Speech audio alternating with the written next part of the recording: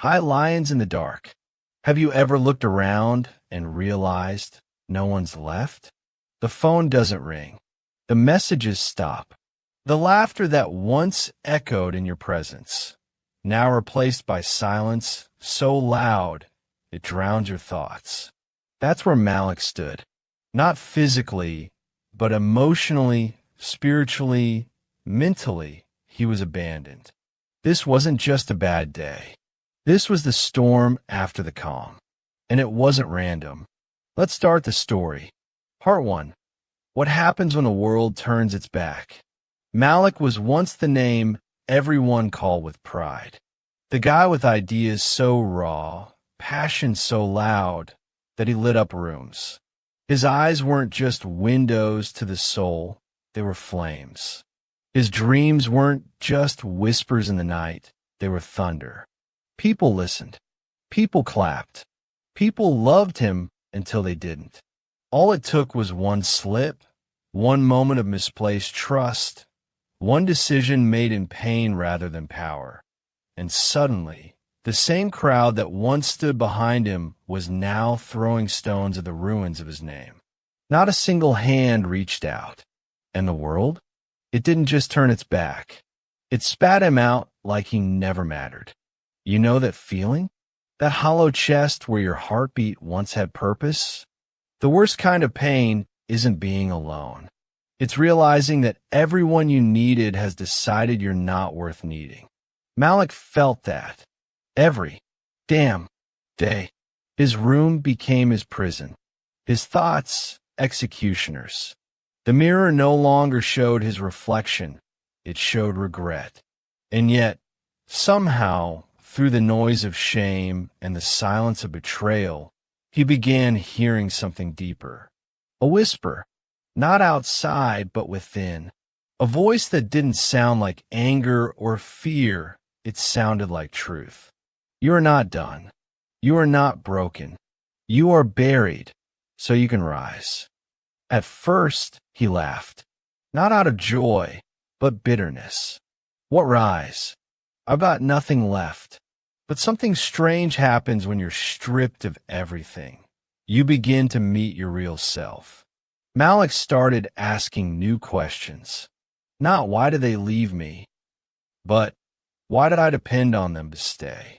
Not why am I hated, but why do I still want to be loved by those who abandoned me? Every day, the whisper grew stronger. And though his circumstances didn't change, he did. There's a dangerous kind of man who's been to the bottom and realized there's power in being unseen. Because when no one's watching, you can build in silence. You can sharpen your sword where no applause exists. You can grow, not for them, but for you. Malik wasn't looking for revenge. He wasn't chasing apologies. He was watering his own soul. And with every drop, something began to shift. He stopped needing validation. He stopped chasing closure. He stopped begging for company in rooms not meant for his spirit. Instead, he began crafting his own table, one not built from guilt or fear, but from truth. A table where he no longer waited to be invited. He sat himself down like a king, even if the throne was made of broken dreams. They tried to bury me. They didn't know I was a seed. Malik became obsessed, not with proving them wrong, but with proving himself right. Every morning, he wrote. Not poetry, not essays, but truths about pain, about rebirth, about what it means to fall so hard you forget how the sky looks and still stretch toward it. He didn't post it. He didn't share it. It wasn't for the world. It was for that boy inside him who once cried for approval. And slowly, layer by layer, he began to rise. Not loud, not dramatic, but real. His voice came back, not to argue, but to declare. His eyes found light again, not because the world gave it, but because he created it. Malik learned that sometimes The most powerful transformation doesn't come from love, it comes from loss. The kind of loss that shatters you so deeply. The only way to survive is to be reborn. And isn't that what seeds do? They're buried. They're forgotten.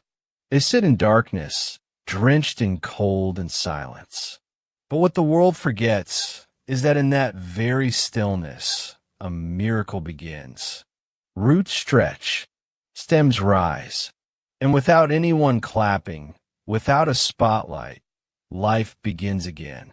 Malik was becoming, not the old version, not the safe one, but the authentic one. The version not crafted for applause, but for impact. The world may have turned its back, but Malik, he turned inward. And in that space, in that sacred space of isolation, he planted something no one could take away again, self-worth. They thought they were ending you, but they were planting your power. Part 2. Welcome to the dirt, where real power is born. Malik didn't fight back right away. And you know what? That's okay. Not every warrior rises the next morning. Sometimes the war is within, and the battlefield looks a lot like your bedroom floor. He didn't scream. He didn't post cryptic quotes on social media. He simply faded. Days blurred into nights. Nights dragged like chains. Sleep didn't bring peace. It brought more questions, more dreams of what could have been, than the cold slap of what was. There's something terrifying about stillness, especially when it's not a choice. Malik didn't sit still because he wanted to. He sat still because he couldn't move anymore. Grief had shackled his soul. Regret whispered its poison like clockwork. And shame? Shame wrapped itself around him like a second skin. But here's the thing about stillness. It doesn't just paralyze. It pressurizes. And pressure, over time, creates diamonds. At first, Malik thought he was broken. But broken is loud. Broken is messy. He wasn't shattered. He was silent. And inside that silence, something ancient began to stir. Sometimes, when the world buries you, it's not a funeral. It's a planting. Malik was in the dirt, but the dirt wasn't death. It was depth.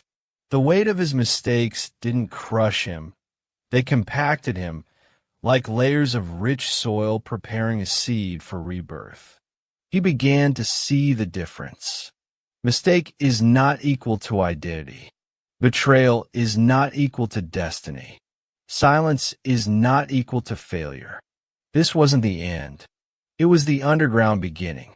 He stopped checking his phone. He stopped waiting for texts that would never come or apologies that no one was brave enough to give. Instead, he listened. And what he heard wasn't noise. It was his own voice returning. Faint, fragile, but real. Who are you when no one's watching? It asked.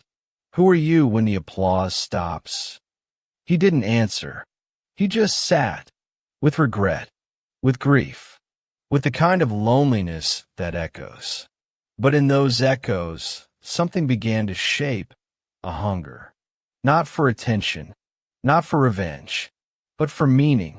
He began to read again, not to escape, but to understand.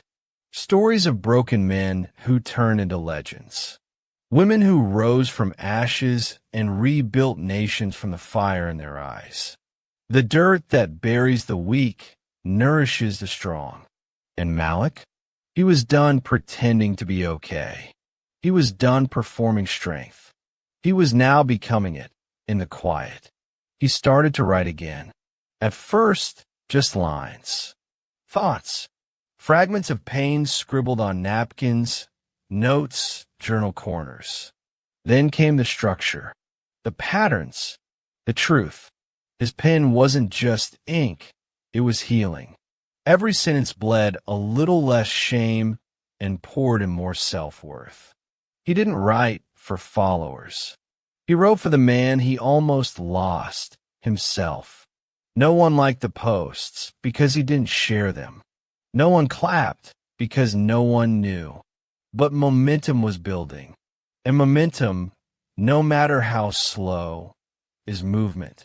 He stopped staring at closed doors. He stopped waiting for people to come around. Because suddenly, the idea of being seen by those who never really saw him in the first place felt insulting. He wasn't invisible. He was underground. There's a difference. Quiet growth is the most dangerous kind. It's the kind that can't be stopped. He cleaned his room, not just because it was messy, but because he needed order where his soul felt chaotic. He started planning again, not 5-year plans, not dream board fantasies, but real steps. Step 1, wake up before the sadness did. Step 2, move his body, even if it was just a walk to the window.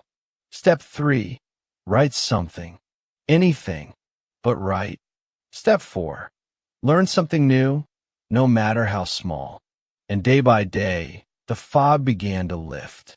Not dramatically, this wasn't a movie. But honestly, he learned that healing isn't a straight line. Some days, he still broke.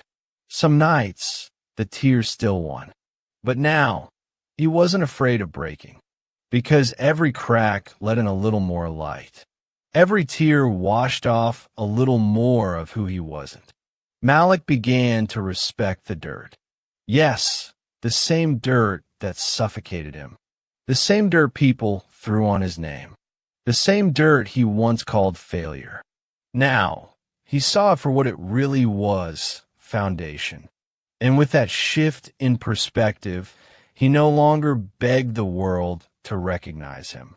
He started becoming someone the world could no longer ignore. He wasn't louder. He was clearer. He wasn't chasing light. He was generating it from within. Part 3. The first sprout when your comeback begins in silence. Months rolled by quietly and deliberately. The world was still the same, loud, impatient, addicted to speed and show. But Malik? He wasn't the same man anymore. He was no longer rushing to catch up with life. He was now walking in rhythm with purpose. He wasn't perfect, and that wasn't the goal. He was intentional. Every morning, he rose before the sun, not to prove anything, not for social media, but for the discipline of it. Because for the first time in his life, he realized, you don't rebuild your life in noise. You rebuild it in quiet, boring, consistent effort. No alarms, no urgency, just calm determination. He'd wake, pray, breathe, move, create, and then work. Malik had become a man who understood the art of silence. He didn't just disappear to heal. He re-entered with intent. Like a seed pressing through layers of soil, unseen by the world, but unstoppable in purpose. His journal was now filled with systems, not sadness. Quotes, not questions. Ideas, not insecurities. He didn't talk about growth, he lived it. He didn't need to announce his transformation. People felt it. And then came the first real sprout. One cold morning, while sipping his cheap but earned cup of coffee, Malik looked out at his neighborhood. The cracked sidewalks, the rusting fences, the kids hanging around, aimless. He saw a mirror of who he once was, full of raw potential, but no tools. It struck him hard. What if someone had handed him the tools back then? What if someone believed in him when he didn't believe in himself? And just like that, a new mission was born. He didn't wait for a grant. He didn't build a fancy website. He just started. He gathered old laptops, recycled monitors, scrap wood, and built a small creative corner in his garage. It wasn't glamorous, but it was real. Then came the flyers, handmade, black and white, posted on local poles, outside corner shops. Free creative workshop, design, tech, and discipline for teens. No sponsors, no branding, just Malik and a calling. At first, only 3 kids showed up. One was quiet, eyes darting, hoodie up. Another had too much energy, clearly misunderstood by teachers. The third, a girl who spoke with fire in her tone, hiding years of self-doubt. Malik didn't teach them from books. He taught them from experience. He showed them how to build a logo and how to build confidence, how to design a poster and how to reframe negative thoughts, how to discipline creativity and how to discipline emotions. Every lesson had one silent rule. You are not broken. You are just unshaped. Word spread, not fast, but real. 3 kids became 7. 7 became 15. And one day, his garage was too full to hold the noise of rising dreams. People in the community started noticing. Some still whispered, but this time, the whispers sounded different. He's doing something real. Did you hear about Malik's Youth Hub? Man, I thought he was done, but look at him now. He heard those whispers sometimes while walking to the store. And instead of bitterness, he smiled. Because now he understood. The most powerful growth is the kind no one sees coming, until it's already rooted too deep to be shaken. He didn't need validation. He had impact, and impact doesn't beg to be noticed. It leaves footprints on lives. He wasn't chasing success. He was building legacy. And while others still define success in cars, brands, and blue check marks, Malik was stacking victories that couldn't be measured. A boy who once thought he'd never amount to anything designed a campaign for a local bakery. A girl who never raised her hand in class built her own portfolio. A kid who once tagged walls now tagged his name as lead designer on a client's website. None of this made headlines, but it made history for them. And that was the true sprout. Malik had officially stepped back into the world, not as the man who once crumbled, but as the seed that refused to die. He still wore the scars, and proudly, because now he knew the scars aren't reminders of how you fell. They're proof of how hard you fought to rise. The community no longer looked at him with pity. They looked with curiosity, and slowly, with respect. Some still didn't understand how he'd turn it all around. But that's the thing about seeds, you never see them working. They labor in the dark, dig through the dirt, push through resistance. And then, one day, they bloom. Malik wasn't done. He was just getting started. The comeback didn't need a stage. It didn't need applause. All it needed was a man who refused to stay buried. Growth looks like struggle before it looks like strength. Part 4. From soil to sky, when they can't bury you anymore. The garage was no longer just a space. It had become a launch pad.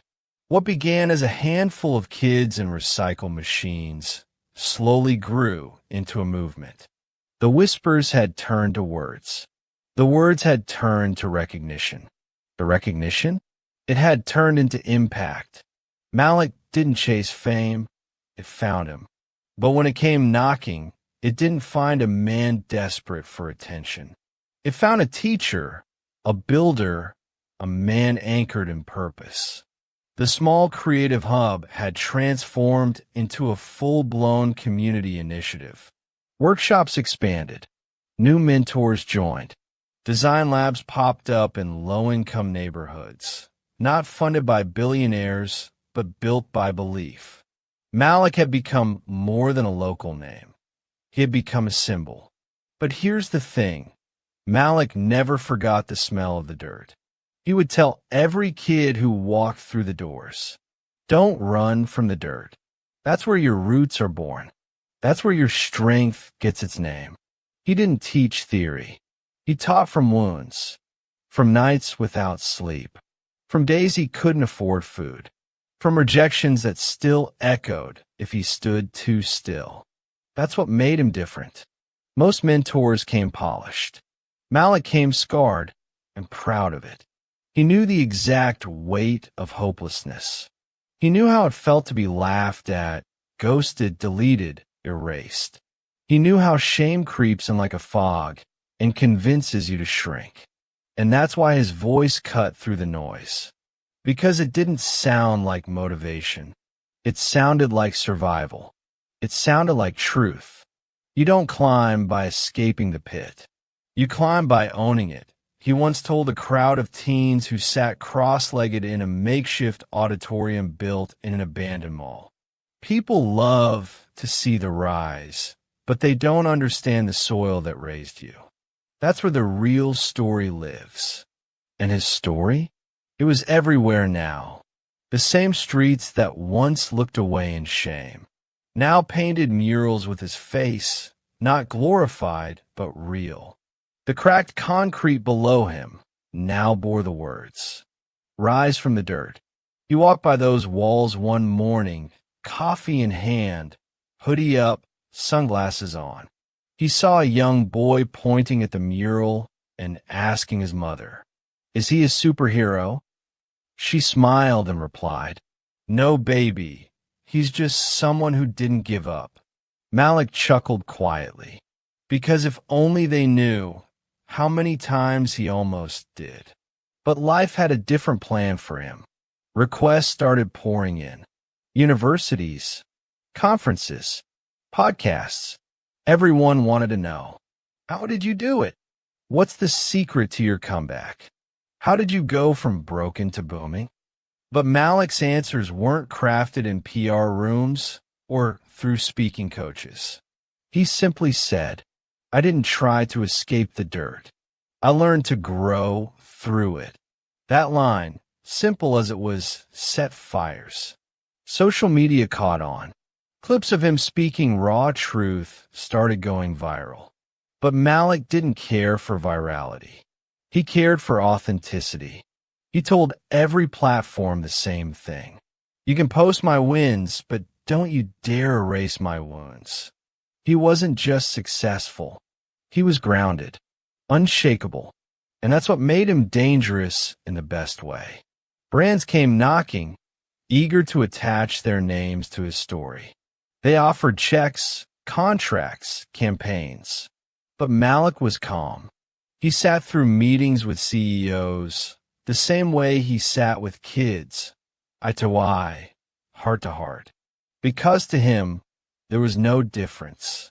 Everyone was just trying to figure out how to rise. When asked if he wanted to become an influencer, Malik simply smiled. "Let them come," he said, eyes steady, "but I'll never forget the dirt that grew me." And he meant it, because while everyone else was chasing the next level, Malik had discovered the power of depth. He wasn't just going higher, he was going deeper. Deeper into his values, deeper into his purpose, deeper into his ability to create legacy without losing his soul. The more visible he became, the more invisible his ego became. And people noticed. They didn't just respect him, they trusted him. Because in a world full of filters, he was unfiltered. In a time of curated perfection, he stood there, raw, real, and rooted. "The sky didn't invite me," he once wrote in his journal. "I grew my way into it." And that's exactly what he did. They tried to bury you, but you were the storm inside the soil. Part 5. Be the seed that shakes the earth. This story, it's not just about Malik anymore. It's about you. Yes, you sitting behind that screen right now. You, who feels like the world moved on and left you behind. You, who thinks maybe your best days are over. You, who once had a spark, but now all that remains is smoke. Maybe life buried you. Betrayal, rejection, loneliness, failure. Maybe people labeled you, mocked you, used you, and walked away without ever looking back. And maybe now you feel buried so deep under the weight of pain, you can't even remember what hope feels like. But listen closely. You are not done. You're not dead. You're not broken beyond repair. You're not a mistake. You're a seed, and seeds, they don't grow in the light. They grow in the dark.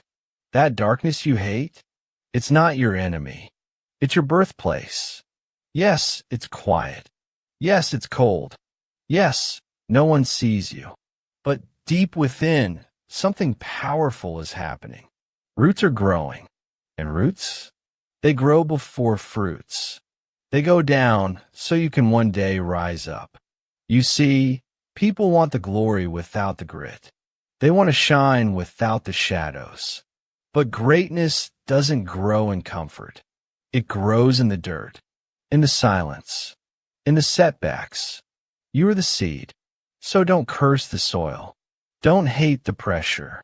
Don't resist the stillness. Because what feels like delay is actually development. Every teardrop is watering your destiny. Every sleepless night is shaping your character. Every rejection is redirecting your path. And every closed door is protecting your purpose. The seed doesn't fight the soil. It trusts the process. So trust it, even when it hurts. Even when no one claps for you. Even when the results aren't showing yet. Because the truth is, you don't have to be seen to be growing. You don't have to be loud to be powerful. Some of the strongest transformations happen in silence. One day, you'll break through. And when you do, when you do, you won't just rise. You'll rise with fire in your eyes, steel in your spine, and truth in your voice. People will stare in awe and say, "Where did this come from?" And you'll smile quietly, because you'll know you weren't broken. You weren't rejected. You weren't forgotten. You were planted. And what you thought was the end was actually your beginning. Let them talk. Let them leave. Let them doubt. Because while they were sleeping on you, something sacred was being built inside you. And now you're unshakable. Because you've been through hell and still found heaven within. You've been under, and now you're rising over. You've been the seed, now become the earthquake.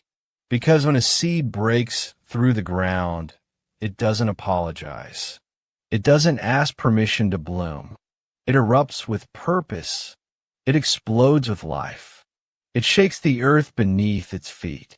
So be the seed that they buried but couldn't destroy. Be the seed that grew despite them.